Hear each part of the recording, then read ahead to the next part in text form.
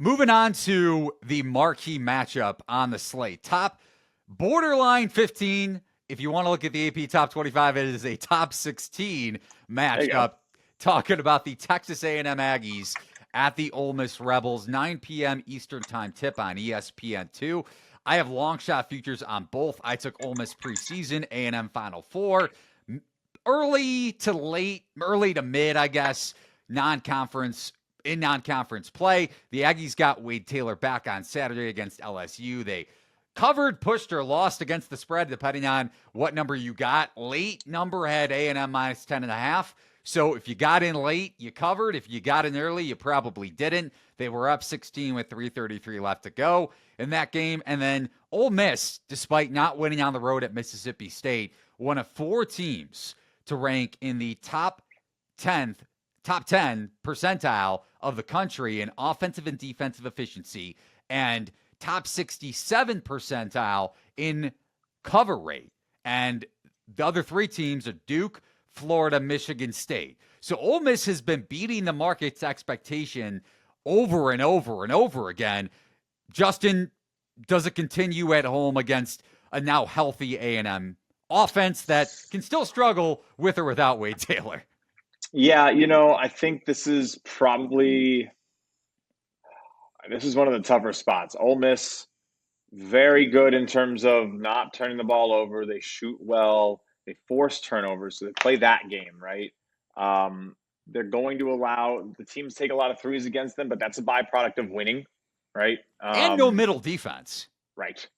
So, but right. So it's a no middle D. And so you're going to get a very interesting distribution of shots. It's gone well, though. I don't think there's much to really report on. Some interesting results, maybe expected to lose to Georgia at home. Got a bit lucky in that game. Georgia shot 2 of 18 from deep in that game. Georgia is definitely a team that I think is going under the radar a little bit. That win over St. John's a big deal. That game against Ole Miss, that they still performed that well with a cold performance. Again, you have to still try to give teams credit even on cold nights. It's tough. But Texas A&M, those 2 losses against Kentucky and Alabama still shining kind of bright, a black eye type of shine, unfortunately. But what are you going to do? Those are 2 really good teams, and you went to Kentucky, and you kind of didn't stay within double digits, and you lost to Alabama at home. But Alabama's a machine, and I mean, Texas A&M is another team that's going to rely on a generation of extra possessions. They do it through rebounding.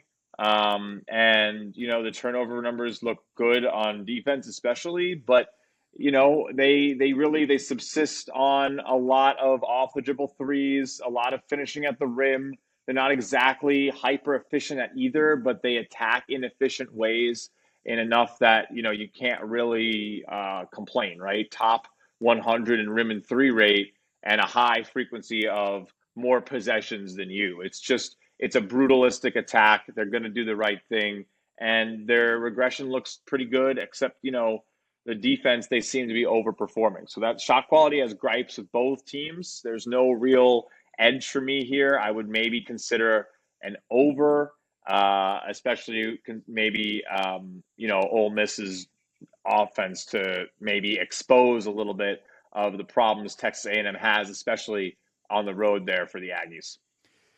Here's my thing with not only taking it over, but maybe looking at Ole Miss. Not that like you said, shot quality, not bad. Right. No edge, and just talking.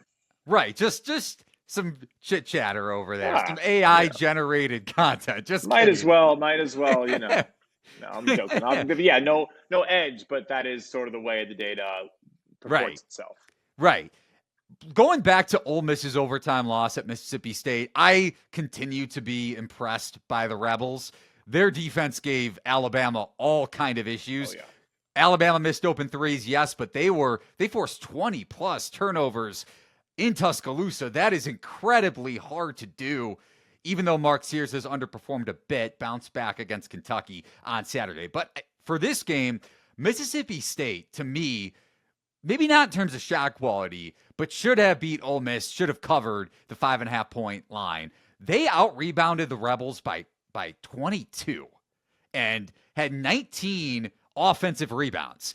Mississippi State has been outperforming on the glass all year. Malik Dia playing bigger than his size. I am one of the biggest Malik Dia stands in the country. That may go as a quotable line later in the season or even right now, but doesn't matter. Maybe. A&M is the best offensive rebounding team in the sport. We've touched on that ad nauseum. Pharrell Payne, the Minnesota transfer, Henry Coleman, Anderson Garcia. Just difficult to deal with. Right. It's like St. John's in a sense. If St. John's had 3 versions of Ejiofor on their team, it's true. With Payne and Coleman and Garcia, you better hit your shots. You better box out. Yep. Right. Exactly. And that's why A&M's transition defense can be a little bit spotty at times, similar to St. John's, even though A&M may be a little bit more, to me, compact at that end of the floor, a little bit more reliable defensively in transition. But still, they have their issues guarding the ball when the opposition has a fast break opportunity because they don't get the second chance shot. But with Ole Miss here, Josh Hubbard also 2 of 13 from the field in that game. You can credit Ole Miss's defense for sure, similar to how they forced Mark Sears into an inefficient night last week. But with Wade Taylor back for A&M, to me, this is a decent regression spot for A&M's offense after the last 3 games, especially if A&M can control the glass with their second chance opportunities. I agree. I think there's real chance for this game to be slower and just less, not less possessions, but just less scoring, right? And misses.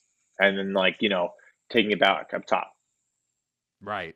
So maybe a look to you for the under in this game? Yeah, I would think so. I think that's kind of the way I'd go. The free throw rate's a little worrisome, but I mean, A&M, the expected efficiency from 3 is low. It's going to be interesting. There's plenty of reasons to think both ways. I'm definitely, this is one to watch. That's what I'll say. Yeah, maybe shot quality live bet. Yeah. It's been the most profitable way for me all season. I'll tell you that much. It's so, I think getting that extra bit of data and alongside closing line, market movement, and then how they're playing, what you're seeing, and what shot quality is seeing. It's just the more information you have, the sharper you can be, right? That's the whole idea.